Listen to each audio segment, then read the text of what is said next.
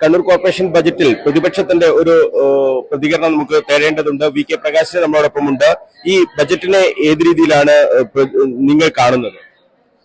ബഹുമാനപ്പെട്ട deputy mayor 2026-27 സാമ്പത്തിക വർഷത്തെ പ്രതീക്ഷിക്കുന്ന വരവും പ്രതീക്ഷിക്കുന്ന ചെലവും സംബന്ധിച്ചുള്ള ബജറ്റ് ഇവിടെ പ്രഖ്യാപിക്കുകയുണ്ടായി. മുൻ വർഷങ്ങളിലേതുപോലെ മോഹനമായ ഒട്ടേറെ വാഗ്ദാനങ്ങൾ ഈ ബജറ്റിനകത്തും ബഹുമാനപ്പെട്ട ഡെപ്യൂട്ടി മേയർ പ്രഖ്യാപിച്ചിട്ടുണ്ട്. എന്നാൽ നിലവിൽ ഇവർ ഹൈലൈറ്റ് ചെയ്തുകൊണ്ടിരിക്കുന്ന കണ്ണൂർ കോർപ്പറേഷന്റെ മേയർ ബജറ്റിന്റെ ആമുഖ പ്രസംഗത്തിൽ ചില പദ്ധതികൾ കണ്ണൂരിന്റെ ഹൈലൈറ്റ് പദ്ധതികളായി ഇവിടെ പരാമർശിച്ചിട്ടുണ്ട്. അതിൽ പ്രധാനമായും STP പ്ലാന്റിനെ കുറിച്ച് പറയുന്നു, മൾട്ടി ലെവൽ കാർ പാർക്കിങ്ങിനെ കുറിച്ച് പറയുന്നു. ഇതെല്ലാം കുറ്റമറ്റ രീതിയിൽ പ്രവർത്തിക്കാൻ വേണ്ടി സാധിച്ചിട്ടുണ്ടോ? പയ്യാമ്പലത്ത്, അതായത് ഇവിടെ പ്രവർത്തിക്കുന്ന STP പ്ലാന്റ്, പടന്നപ്പാലത്തെ STP പ്ലാന്റ് കുറ്റമറ്റ രീതിയിൽ പ്രവർത്തിക്കാൻ നാളിതുവരെ കണ്ണൂർ കോർപ്പറേഷന് സാധിച്ചിട്ടില്ല. അതിനകത്തേക്ക് വൻകിട ഹോട്ടലുകളിൽ നിന്നുള്ള മാലിന്യങ്ങളും അതോടൊപ്പം തന്നെയുള്ള മറ്റ് രാസമാലിന്യങ്ങളും കടന്നു വരുന്നതിനാൽ ആ പ്ലാന്റ് പ്രവർത്തനക്ഷമമല്ല. അത് കുറ്റമറ്റ രീതിയിൽ പ്രവർത്തിക്കാൻ അതിനു വേണ്ടിയിട്ടുള്ള ഒരു ഇടപെടലും ഈ കോർപ്പറേഷൻ നടത്തുന്നില്ല. മാത്രമല്ല, പയ്യാമ്പലം ശ്മശാനം, നിരവധിയായിട്ടുള്ള പരാതികൾ പയ്യാമ്പലം ശ്മശാനം സംബന്ധിച്ചും ഉയർന്നു വരുന്നുണ്ട്. അപ്പോൾ ആധുനിക ക്രിമിറ്റോറിയങ്ങൾ വേണമെന്ന ആവശ്യം എല്ലാ തദ്ദേശ ഭരണ സ്ഥാപനങ്ങളും ഈവൻ ഗ്രാമപഞ്ചായത്തുകൾ പോലും ആധുനിക രീതിയിലുള്ള ഗ്യാസ് ക്രിമിറ്റോറിയങ്ങളും ഇലക്ട്രിക് ക്രിമിറ്റോറിയങ്ങളും ഉണ്ടാക്കുമ്പോൾ പയ്യാമ്പലത്തെ ക്രിമിറ്റോറിയത്തിന്റെ കുറിച്ച് ബജറ്റിൽ വലിയ പരാമർശങ്ങൾ നടത്തിയതായി ശ്രദ്ധയിൽപ്പെട്ടിട്ടില്ല, ഇല്ല എന്ന് തന്നെയാണ് പറയാനുള്ളത്.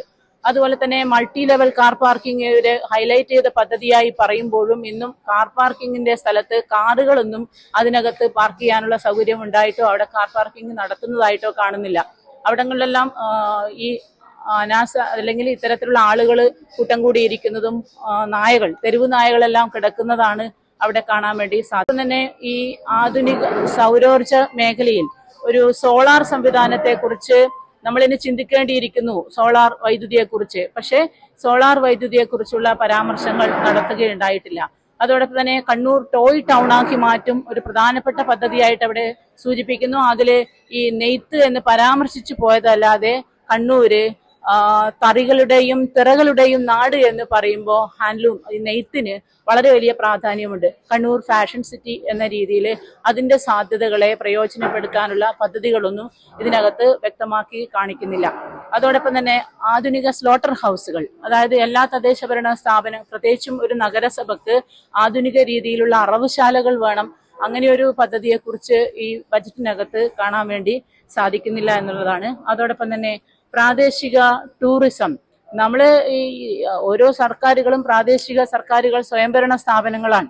1000 പേർക്ക് പദ്ധതി വെക്കുമ്പോൾ അതിനകത്ത് 5 പേർക്ക് തൊഴിലവസരങ്ങൾ ഉണ്ടാക്കണം എന്നതാണ് സർക്കാരിന്റെ കാഴ്ചപ്പാട്. അപ്പൊ അങ്ങനെ വരുമ്പോൾ പ്രാദേശികമായി ഫണ്ട് അല്ലെങ്കിൽ അത്തരത്തിലുള്ള വരുമാനം ആർജിക്കുന്ന പ്രാദേശിക സാമ്പത്തിക വികസനത്തിലുള്ള പദ്ധതികൾ വളരെ കുറവാണ്. അപ്പോൾ ഒരുപാട് ഒരു കോർപ്പറേഷൻ എന്ന രീതിയിൽ സംസ്ഥാന കേന്ദ്ര ധനാഗമ മാർഗങ്ങൾക്കുപരിയായിട്ട് നിരവധി പദ്ധതികൾ, നിരവധി ഫണ്ടുകൾ, CSR പോലുള്ള ഫണ്ടുകളൊക്കെ സമാഹരിച്ച് ഒരു സമഗ്രമായിട്ടുള്ള പ്രവർത്തനങ്ങൾ ആസൂത്രണം ചെയ്യാൻ വേണ്ടി സാധിക്കും. മുൻ ഭരണസമിതിയും ഇതുപോലുള്ള DPR തയ്യാറാക്കലും അതുപോലെ തന്നെ ഈ പറയുന്ന സ്റ്റേഡിയം നവീകരണം, പഴയ ബസ് സ്റ്റാൻഡ് നവീകരണം തുടങ്ങിയ പദ്ധതികൾ മുൻ ഭരണസമിതിയും ബജറ്റിന്റെ ഭാഗമായി പ്രഖ്യാപിച്ചിട്ടുണ്ട് എന്നതാണ് എനിക്ക് മനസ്സിലാക്കാൻ വേണ്ടി സാധിച്ചിട്ടുള്ളത്. എന്നാൽ ഇപ്പോഴും അതെല്ലാം ഇങ്ങനെ നോക്കുകുത്തിയായിരിക്കും. ഇത്തവണത്തെ ബജറ്റിലും നിരവധി DPRകൾ, അതായത് സ്റ്റേഡിയം നവീകരണം അതുപോലെ തന്നെ പഴയ ബസ് സ്റ്റാൻഡുമായി ബന്ധപ്പെടുത്തിക്കൊണ്ടൊക്കെയുള്ള DPRകൾ തയ്യാറാക്കാൻ ലക്ഷങ്ങൾ വകയിരുത്തിയിട്ടുണ്ട്. ഒക്കെ ഈ പദ്ധതികളെല്ലാം സമയബന്ധിതമായി നടപ്പിലാക്കാനുള്ള ഒരു ഇച്ഛാശക്തിയും കൂടി ഭരണകൂടത്തിന്റെ ഭാഗമായിട്ട് ഉണ്ടാവേണ്ടതാണ്. പൊതുവെ വിലയിരുത്തുമ്പോൾ തികഞ്ഞ പരാജയം എന്നുള്ള രീതിയിലാണോ നിങ്ങളുടെ ഒരു വിലയിരുത്തൽ? അതായത് ബജറ്റ് നേരത്തെയുള്ള പദ്ധതികളെല്ലാം വലിയ പരാജയം തന്നെയാണ്. അതിന്റെ ഒരു തുടർ പ്രവർത്തനമാകാൻ തന്നെയാണ് സാധ്യത എന്ന് തന്നെയാണ് കാണുന്നത്. കാരണം നമുക്ക് ഒരു കോർപ്പറേഷന്റെ ഈ ശൈശവാവസ്ഥയൊക്കെ മറികടക്കേണ്ട ഒക്കെ ആയിക്കൊണ്ടിരിക്കുകയാണ്. നമ്മൾ 10 വർഷം പിന്നിട്ടു അല്ലെ.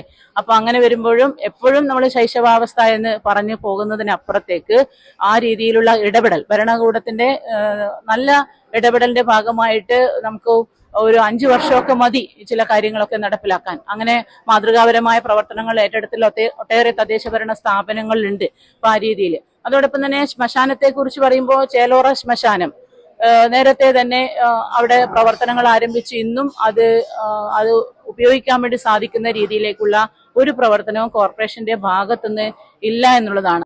വളരെ ഗൗരവമേറിയ ഒരു വിഷയം തന്നെയാണ്. ആസ്തി സംരക്ഷണം സംബന്ധിച്ച് അത്തരം നിർദ്ദേശങ്ങളൊന്നും ഇല്ല. പൊതുവിടങ്ങളെ കുറിച്ച് നമ്മുടെ വായനശാലകൾ, സാംസ്കാരിക കേന്ദ്രങ്ങൾ, അതേക്കുറിച്ച് അത്തരം ഒരു പരാമർശം എന്റെ ശ്രദ്ധയിൽ ഒന്നുകൂടി ബജറ്റ് പഠിക്കാനുണ്ട്. എങ്കിൽ കൂടിയും പൊതുവിടങ്ങളും വായനശാലകളൊക്കെ ഈ കാലഘട്ടത്തിൽ വളരെ ആവശ്യമാണ്. അത്തരം കാര്യങ്ങളെ കുറിച്ച് മേയറുടെ പ്രസംഗത്തിൽ, ഡെപ്യൂട്ടി മേയറുടെ പ്രസംഗത്തിൽ കേട്ടില്ല എന്നതാണ്, ഒന്നും വകയിരുത്തിയിട്ടില്ല എന്ന് തന്നെയാണ് മനസ്സിലാക്കാൻ വേണ്ടി സാധിക്കുന്നത്.